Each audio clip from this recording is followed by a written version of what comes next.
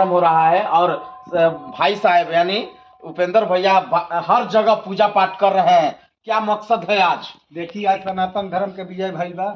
सत्य असत्य पर सत्य के विजय भइल बा। आज हर मंदिर में एकदम सनातन धर्म की जय होता।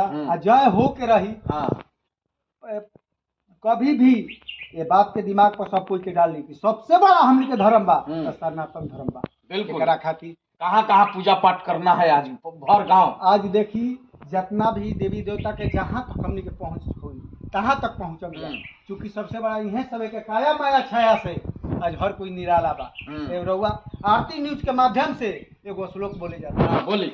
सकल कर्मणा प्रत्यंति ममो सर्वनम वर्जिता सब पापभ्यो मुक्षयंति ममो पापभ्यो सुखिया। सभी कर्म को छोड़कर जो भगवान के शरण में लीन हो गया उसी समय सारा पाप मुक्त हो गया। चलिए ठीक है, उपेंद्र जी लगातार हम लोग दिखाने के प्रयास कर रहे हैं।